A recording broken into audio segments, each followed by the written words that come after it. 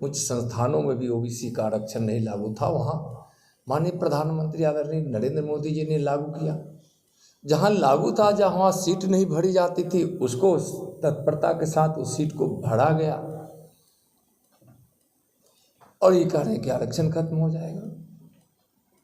RJD के लोग, communist के लोग कांग्रेस के साथ मिलकर लगातार कई वर्षों से सरकार में थे, उन्होंने तो आरक्षण को मजबूत करने का काम नहीं किया।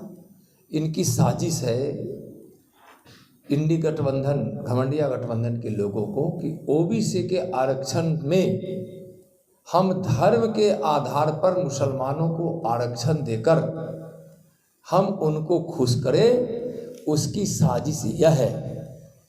जबकि मुसलमानों को में ओबीसी का दर्जा प्राप्त है, कुछ जातियों को, और उसके माध्यम से उनको ओबीसी के आरक्षण का लाभ मिल रहा है। फिर अलग से धर्म के आधार पर आरक्षण देकर कौन तुष्टिकरण करना चाहते हैं?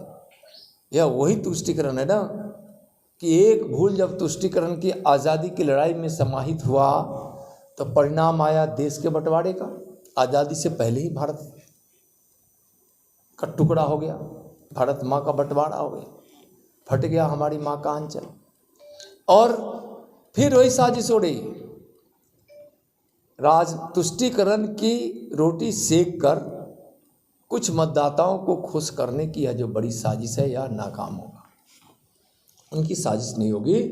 मोदी जी ने कहा है कि ना आरक्षण खत्म करेंगे, न किसी को आरक्षण खत्म करने देंगे। और ये तो सीधा है। जितने हम कालखंड का हमने वर्णन किया, कितने वर्षों तक एनडीए की सरकार थी, आज तक इतना ओबीसी का मंत्री कभी केंद्र में रहा नहीं जितना मंत्री ओबीसी का है नरेंद्र मोदी जी की सरकार में।